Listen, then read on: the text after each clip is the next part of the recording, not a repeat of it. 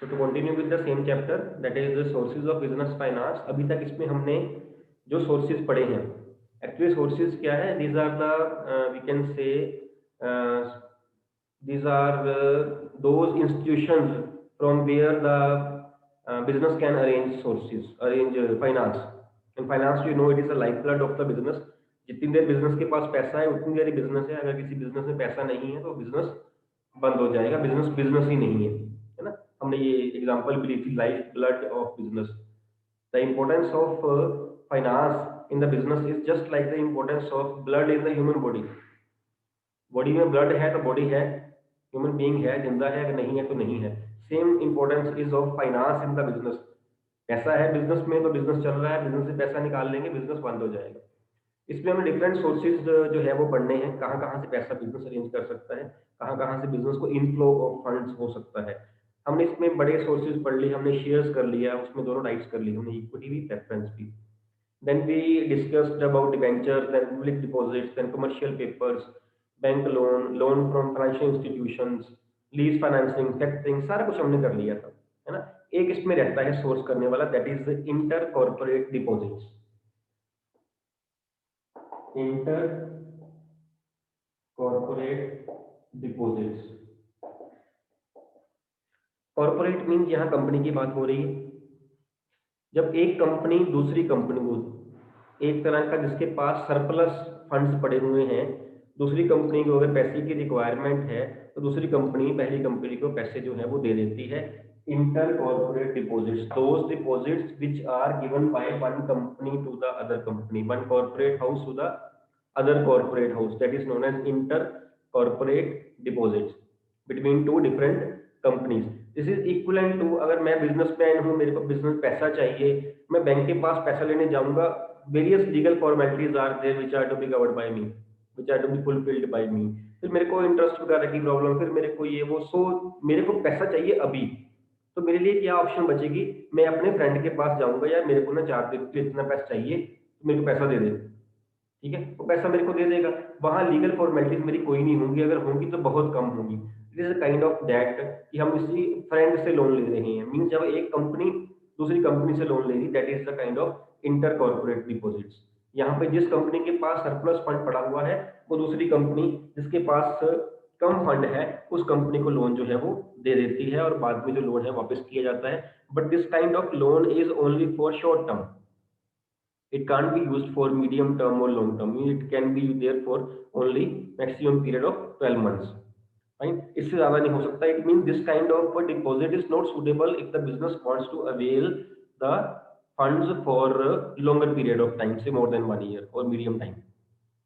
it is suitable or it is available only for short period of time, fine। और इस case में जो company surplus जिसके पास है, जो कंपनी दूसरी कंपनी को लोन दे रही है, फिर उससे इंटरेस्ट भी चार्ज करती है, उससे वो इंटरेस्ट भी चार्ज करती है। और इंटरेस्ट जो है उसका रेट जो वो डिपेंड करता है, पहली बात तो आपस का एग्रीमेंट क्या है, अदरवाइज लोन की अमाउंट क्या है, अदरवाइज वापस कितनी देर में करना है, आपने महीने में कर देना है, 2 महीने में कर देना है, 6 महीने में कर देना है, various factors will be there, need किसकी है इस पे भी डिपेंड करता है। ये इनका एग्रीमेंट रहता है आपस में, डिपेंड करता है कि इंटरेस्ट जो है वो कितना लिया जाएगा, जिसकी जरूरत है उसके हिसाब से इंटरेस्ट जो है वो ले लिया जाएगा, फाइन। अगर हम टाइप्स की बात करें, इसमें types of inter corporate deposits, इसकी 3 टाइप्स हैं, 3 टाइप्स आर देयर। एक है 3 month deposits. 3 month deposits name से ही क्लियर है कि जो लोन, जो डिपॉजिट्स एक कॉर्पोरेट दूसरे कॉर्पोरेट से 3 महीने के लिए दे रहा है, 3 महीने के बाद वापस कर दिया जाएगा। एक है 6 मंथ डिपॉजिट्स, जो 6 महीने के बाद वापस कर दिया जाएगा, और एक है कॉल डिपॉजिट। कॉल डिपॉजिट जब कहा जाएगा तब भी आपको वापस करना पड़ेगा। This type of deposit is payable after 1 day. After 1 day means after giving notice of 1 day. Loan 1 day का नहीं है, loan can be for 1 month, 2 month, 3 month, 4 month, any period, लेकिन वहां पे फिक्स नहीं किया होता कि पैसा आपने वापस कब करना है। इट इज कॉल नोटिस कि वेन एवर जो दैट लैंडिंग कंपनी है, बोरिंग कंपनी को बोलेगी तो उसको एक दिन का नोटिस मिलेगा, आज बोलेगी भैया कल पैसे पे कर देना, उसको पे करना पड़ेगा। That is the call deposit. Any time with in that period the money can be demanded back from the borrowing company. This is inter corporate deposit. और इसको लोन लेना, काइंड ऑफ डिपॉजिट जो है लेना, इसकी मेरिट है, ये बड़ा इजी है। रीजन बीइंग के जो इसकी लीगल फॉर्मेलिटीज है वो कम रहती हैं, और सेकेंडली सीक्रेसी मेंटेन रहती है। बैंक से लोन लेंगे, बैंक से लीगल फॉर्मेलिटीज करेंगे, अपने इनकम टैक्स रिटर्न्स दिखानी पड़ेंगी, अपना सारा कुछ करना पड़ेगा। हर एक चीज़ हमें अपने सीक्रेट्स जो है वो बिजनेस के लीक करने पड़ेंगे। बैंक से लोन लेंगे या किसी और फाइनेंशियल इंस्टीट्यूशन से लोन लेंगे, या हम शेयर्स वगैरह इशू करेंगे, या हम डिबेंचर्स वगैरह इशू करेंगे। अदरवाइज भी बड़ा वो लेंथी सा प्रोसेस है, और ये प्रोसेस बड़ा छोटा है, और यहाँ पे सीक्रेसी मेंटेन रहती है।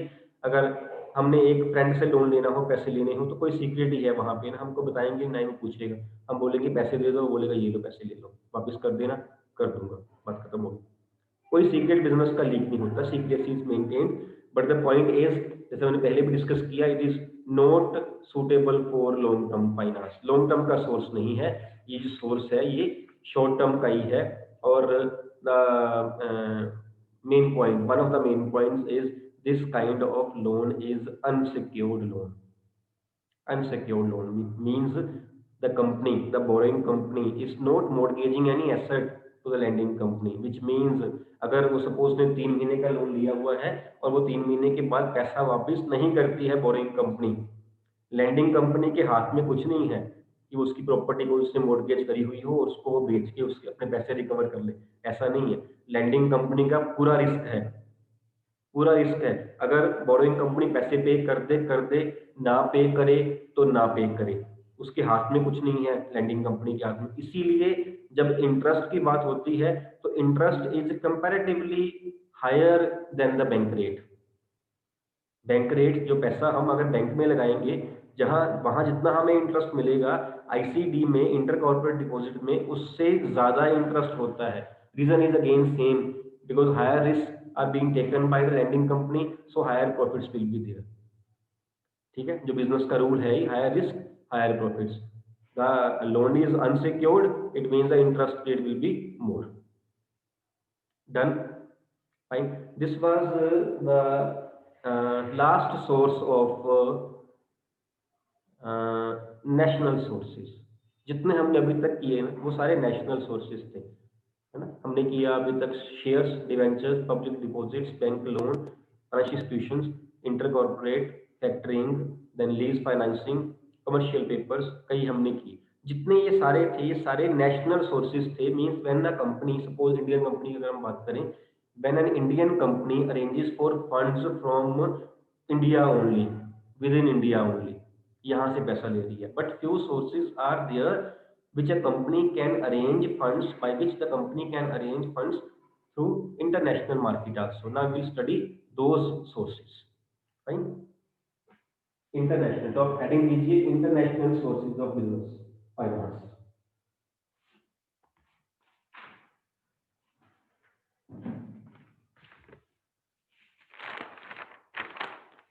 International sources of business finance. First है आपका ADR. ADR is American depository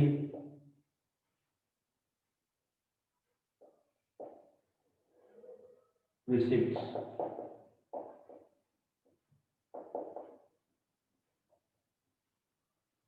American depository receipts। Now these receipts are issued by the company to American citizens।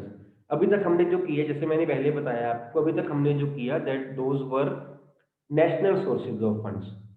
ठीक है, अगर हमने सपोज इंटरनेशनल सोर्सेज से पैसा जो है इकट्ठा करना है, और जो पैसा हमने इकट्ठा करना है वो हमें अमेरिका से करना है, तो जो अमेरिकन को हम कोई ना कोई देंगे ना लिख के, हम सपोज शेयर्स इशू करते हैं, या हम कोई डिवेंचर इशू करते हैं, या कि हम लोन लेते हैं, हम डॉक्यूमेंट लिख के देते हैं ना कि हमने आपसे लोन लिया हुआ है, कोई प्रूफ तो होगा ना कि हमने आपसे लोन लिया है, इस रेट पे लिया हुआ है, इतनी देर के बाद आपको वापस किया जाएगा। तो सेम वे अगर हम अमेरिकन लोगों से पैसे लेंगे, इकट्ठा करेंगे, मीन्स वो हमारे शेयर्स परचेज करेंगे, तो जो उनको हम डॉक्यूमेंट देंगे that will be known as American depository receipts, which are a proof that American people have invested their money through shares in the Indian company.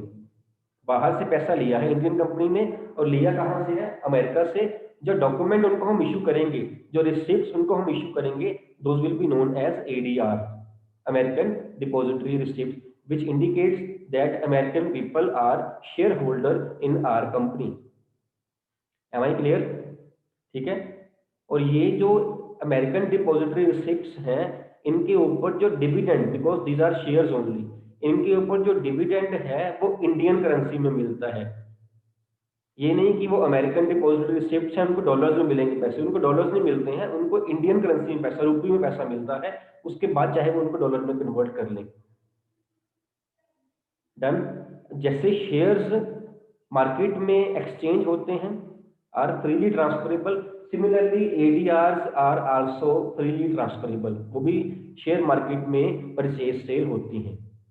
कोई पर्सन जो है, अमेरिकन पर्सन जो है, वो किसी दूसरे पर्सन का एडीआर जो है परचेज कर सकते हैं। जैसे हम किसी के शेयर परचेज कर सकते हैं, उसने सेल कर दी, हमने परचेज कर लिए, सेम वे एडीआर जो है वो भी फ्रीली ट्रांसफरेबल है from one share holder to the other share holder. ये है कुछ नहीं, सिर्फ शेयर्स ही हैं। अब बिकॉज इंटरनेशनल मार्केट से परचेज किए गए हैं, इसलिए इसका जो नेम है वो चेंज कर दिया गया है। डन। ठीक। Second is GDR, global depository receipts. Global depository receipts means जब कोई इंडियन कंपनी किसी और कंट्री के लोगों से शेयर परचेज करवाती है, वहां से पैसे अरेंज करती है, except America, except America, then the receipts which are issued to them are known as global depository receipts. Means Indian company बाहर से पैसा ले, बाहर से फंड्स अरेंज करे, तो उनको हम डिपॉजिटरी रिसिप्ट्स बोल देते हैं, इशू कर रहे हैं। जैसे हम यहाँ शेयर्स बोल देते हैं, उनको हम बोल देते हैं कि उनको डिपॉजिटरी रिसिप्ट्स इशू कर रहे हैं।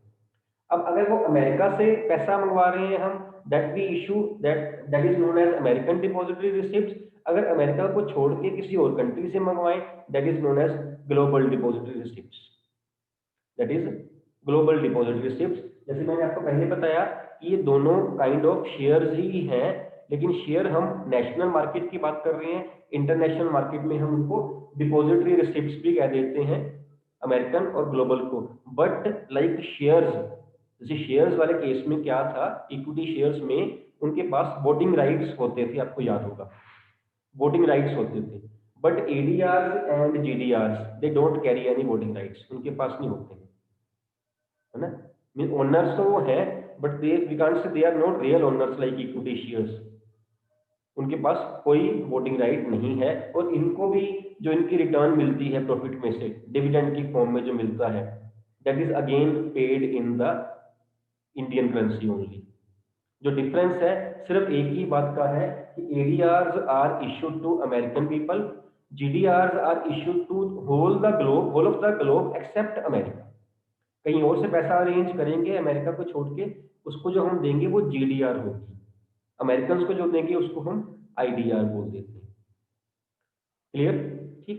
Next is third point is fully convertible foreign currency convertible bonds, foreign currency convertible bonds,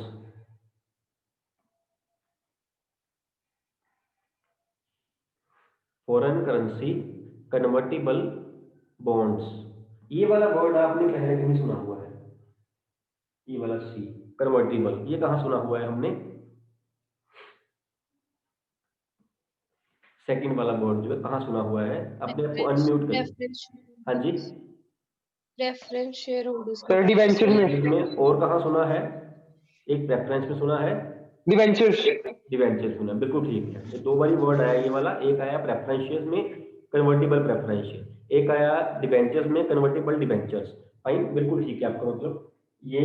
और B, B is bonds, bonds are just like debentures only, just like debentures, so it is a kind of convertible debentures, C B का बन गया ना convertible debentures. मेरी बात clear हो रही है? ठीक है, फॉरेन करेंसी कन्वर्टिबल डिबेंचर्स। मैं अभी इस एफसी की बात नहीं कर रहा हूं, मैं सिर्फ सी और बी की बात कर रहा हूं। B means bonds, bonds are same as debenture, almost same as debentures, and C means convertible, means these are nothing but convertible debentures, and when we prefix foreign currency there, it means these debentures or bonds are being arranged from outside India in foreign currency. It is a kind of convertible debentures issued in foreign currency. बात समझ आ रही है मेरी?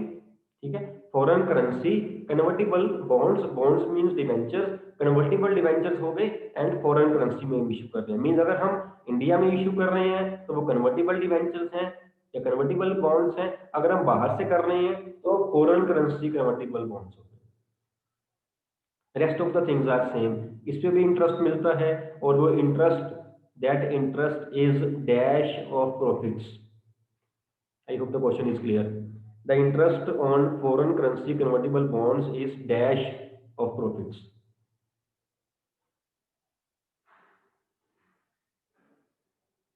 मैंने option भी देनी, अगर मैंने ऑप्शंस दे दी तो आंसर ही आ जाएगा। ऑप्शंस भी दो ही है मेरे पास, तीसरी भी नहीं। Answer answer will be very clear अगर मैंने बता दिया कि ऑप्शंस क्या है मेरे पास। Interest on foreign currency convertible bonds is dash of profits. नहीं, कोई भी नहीं। So options are charge or appropriations.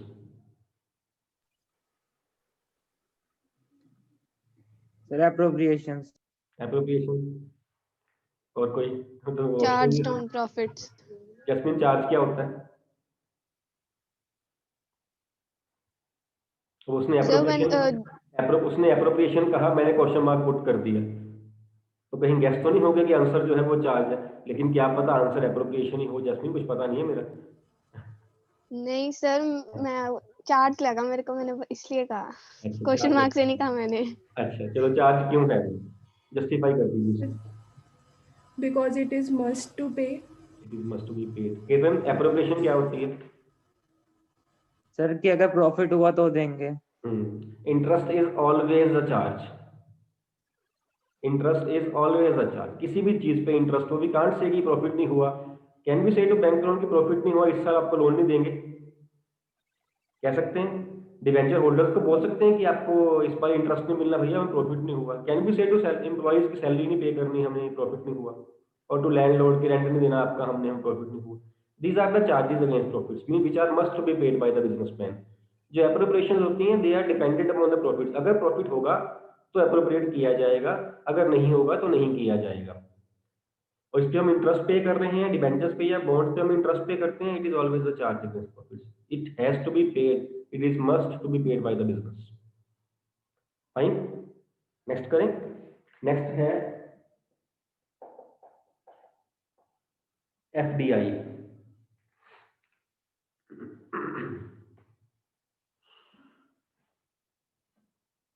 FDI FDI है जब foreign, FDI means foreign direct investment.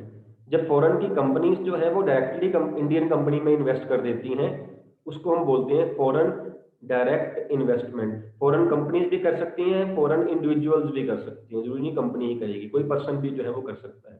और आजकल तो एफडीआई बहुत बढ़ रही हैं। एफडीआई पीछे रिटेल सेक्टर में 100% एफडीआई अलाउ कर दी गवर्नमेंट से। किसी रिटेल बिजनेस में 100% पैसा जो है वो बाहर से अरेंज किया जा सकता है। पहले ये 51% था कि 50% से ज़्यादा या 51% ज़्यादा पैसा हम बाहर से अरेंज नहीं कर सकते, लेकिन रिटेल सेक्टर में गवर्नमेंट ने पीछे अलाउ कर दिया कि आपको 100% पैसा अलाउ है। आप चाहो तो इंडिया से ज़रा भी पैसा ना लो, आप सारे का सारा पैसा बाहर से भी अरेंज कर सकते हो। ठीक है, और एक और लास्ट पॉइंट है एक, that is IDR। IDR, it is Indian Depository Receipts।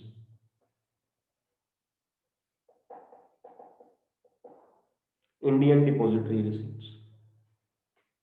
इन दोनों मेथड में हमने क्या किया था, ADR और GDR में, एक इंडियन कंपनी ने जो पैसा था वो अमेरिकन से या किसी और कंट्री से लिया, उसको अपने बिजनेस में लगाया, और जो उनको हमने रिसिप्ट्स इशू करी, दो receipts were ADR and GDR, depending upon the case कि वो अमेरिकन को इशू हो रही हैं या वो एक्सेप्ट अमेरिका किसी और कंट्री में लोगों को इशू हो रही है। लेकिन अगर इंडियन कंपनी किसी बाहर पैसा कंट्री में पैसा लगा दे, यहाँ तो कंपनी इंडियन में पैसा ले रही थी ना, यहाँ इंडियन कंपनी लगा रही है पैसा, से अमेरिकन को पैसा चाहिए, उनकी कंपनी में इंडियन लोगों ने पैसा लगाया, इंडियन कंपनी ने पैसा लगाया, तो जो वो इंडिया को इशू करेंगे that will be Indian depository receipt. इनका उल्टा हो गया ये, यहाँ पे हम पैसा ले रहे थे, उनको हम रिसिप्ट इशू कर रहे थे, आईडीआर में हम पैसा दे रहे हैं, वो हमें इशू कर रहे हैं receipts. We can say it is a kind of source of fund for them, उनका पैसा उनके लिए सोर्स बन रहा है, हमारा तो आउटफ्लो हो रहा है। ठीक है, ये सही है।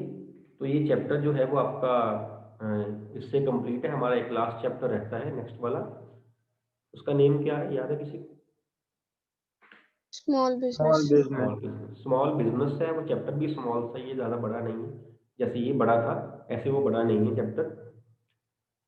उसके लिए हम जो है वो स्टार्ट तो बाद में करेंगे, लेकिन अगर हम वैसे हम बात करें स्मॉल बिजनेस को, हम स्मॉल क्यों कहेंगे, क्यों स्मॉल है वो, कोई तो बात होगी, उसको हम स्मॉल बोल देते हैं।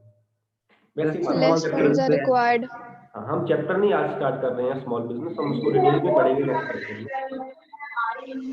सर वो एक वो बिजनेस एक स्पेसिफिक लिमिट तक ही हो सकता है, उससे ज्यादा इंक्रीज नहीं कर सकते उसको। उससे ज्यादा किससे ज्यादा इंक्रीज? सर एक स्पेसिफिक लिमिट होती है, उससे ज्यादा उसको हम इंक्रीज नहीं कर सकते। जैसे सर कोई गांव में कॉटेज है, होती है कि अभी अभी बना रहे हो आप, है ना? ऐसा होता भी है कि अभी अभी बना रहे हो ना। अदरवाइज अगर हमने किसी बिजनेस को या किसी को भी स्मॉल बिजनेस कहना हो, सपोज कोई ना कोई तो पैरामीटर होगा ना जिसके बेस पे हम कह सकते हैं कि ये बिजनेस स्मॉल है, ये बिजनेस मीडियम है, ये बिजनेस लार्ज। क्या हो सकता है वैसे? So less funds are required to set up that. ये बेटा कनव अपने आप को म्यूट कर लो बच्चे, कनव जब आपने आंसर देना है ना अपने आप को अनम्यूट कर लेना बेटा, पीछे आवाज आ रही है। यस जस्मिन क्या कह रहे थे बेटा आप? So less funds are required to set up the business. Less funds are required, so we can say कि कैपिटल जो है, कैपिटल बोल दें इसको, कैपिटल इन्वेस्टमेंट पे के बेस पे हम कह सकते हैं कि जिसमें ज्यादा लगा हुआ है पैसा वो लार्ज स्केल है, जिसमें कम लगा हुआ है वो स्मॉल स्केल है, जिसमें मीडियम पर से लगा हुआ मीडियम स्केल है। कोई और पॉइंट भी हो सकता है? Sir less number of labour. Less number of labour, या एम्प्लॉइज के बेस पे हम कह सकते हैं, वेरी गुड। किसी में हम एम्प्लॉय फिक्स कर दें कि जी इतने एम्प्लॉइज हैं तो आपका स्मॉल बिजनेस है, इतने एम्प्लॉइज हैं तो आपका लार्ज है। और कुछ भी हो सकता है सर कंट्रीब्यूशन इन मतलब contribution in the market, output की बात कर लें, ऐसे कह लें जो प्रोडक्ट प्रोड्यूस कर रहा है उसकी बात कर लें, ऐसे लिखते हैं उसको, यही कह रहे हो आप केतन? Yes sir. आउटपुट, ठीक है बेटा। प्रोडक्शन की बात करते हैं, बिल्कुल ठीक है। और क्या हो सकता है? वैसे आंसर हमने बड़े अच्छे दे दिए हैं, पहले बड़े अच्छे आंसर दिए हैं। मैं एक्सपेक्ट नहीं कर रहा, सच बताऊं कन्फेशन है मेरा कि मैं इसमें से एक दो आंसर मैं एक्सपेक्ट नहीं कर रहा था कि ये आ सकते हैं। बड़े अच्छे आंसर दिए।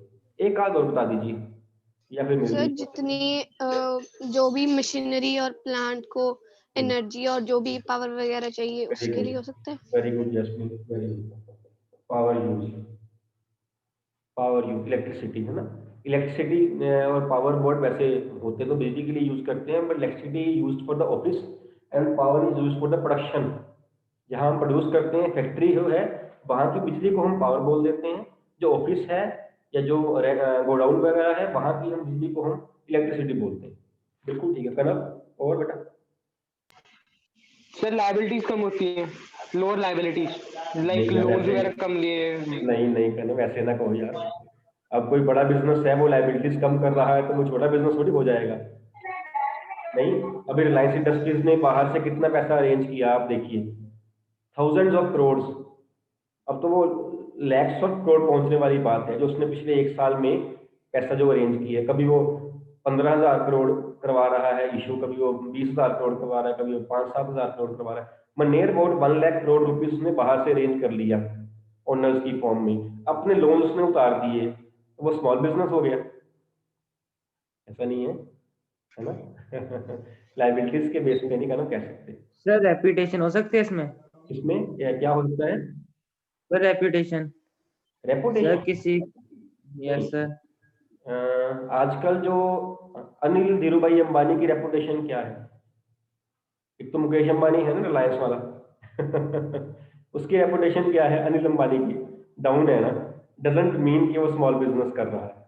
उसकी अब बड़ी अच्छी कंपनीज हैं, काफी कंपनीज हैं जो चल रही हैं, अभी स्मॉल बिजनेस तो नहीं। रेपुटेशन पे तो नहीं कह सकते। और कोई पॉइंट? सर सर्विसेज कम चाहिए, जैसे कि ट्रांसपोर्टेशन वगैरह का खर्चा कम हो जाता है। बेसिस क्या है? सर लोकल लेवल पे ही होता है लोकल लेवल पे हो रहा हो सर। तो? एक्सपेंसेस हाँ जी सर, एक्सपेंसेस कम हो जाते हैं। बेटा, आपकी आवाज ना ऑडिबल नहीं है, ज्यादा डिस्टर्बेंस ज्यादा है। अब दोबारा बोलोगे कनक? दोबारा बोल दो। सर सर एक्सपेंसेस कम हो जाते हैं। एक्सपेंसेस कम हो जाते हैं। चलो एक्सपेंसेस की रिड्यूस बेस हो पे मान जाते हैं। सकते हैं कि एक्सपेंसेस जिसके ज्यादा है वो बड़ा बिजनेस है, जिसके कम है वो स्मॉल बिजनेस है।